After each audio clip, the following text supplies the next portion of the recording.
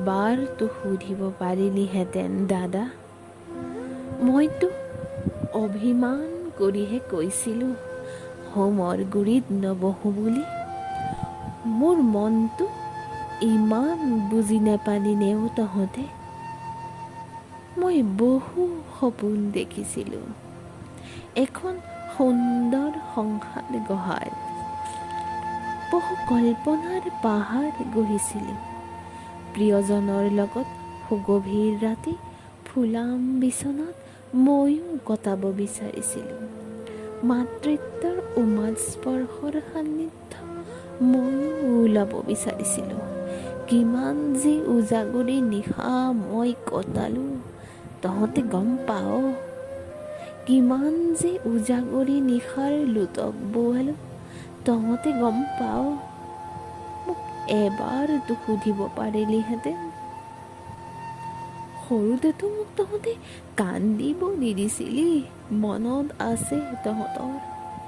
এবাৰ যে দৰা কইনা খেলোঁতে দৰাটো হেৰাই গৈছিল, তেতিয়াতো তহঁতে মোক তৎক্ষণাত বনাই দিছিলি। তহঁতেতো জানই মই একো বস্তু লাগে বুলি নকওঁ, তেতিয়াতো তৎক্ষণাত মোৰ মনৰ কথা গম পাইছিলি। এতিয়া কিয় নুবুজিলি বাৰু? মোক এবাৰতো সুধিব পাৰিলিহেঁতেন। অন্তৰত একুৰা জুই লৈ গোটেই জীৱন অকলশৰীয়া হৈ কেনেকৈ কটাইছোঁ তহঁতৰ জানিবৰ মন নাযায়নেও। এবাৰ যে মোক মাহঁতে এৰি ফুৰিব গৈছিল, তেতিয়াতো মাক তই মোক এৰি যোৱাৰ বাবে বহু কিবা কিবি কৈছিলি। আৰু এতিয়া কিয় ইমান পৰিৱৰ্তন? আই পিতাই থকা হ'লে উলিয়াই দিলে হয় এঘৰলৈ, আৰু মই কান্দিলোহেঁতেন এদিন হিয়া ধাকুৰি।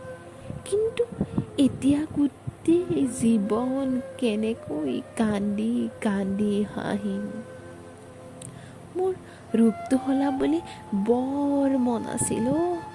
কেতিয়াবা আইনাৰ আগত নিজকে সজাওঁ, উৰণি দিওঁ। ৰঙা ৰংটো মোৰ বৰ প্ৰিয় আছিল জানো। এতিয়া আৰু এইবোৰৰ মূল্য মোৰ জীৱনত শূন্য। মই বৰষুণ এজাকৰ অপেক্ষাত আছিলোঁ অ'। নাই, নাহিল।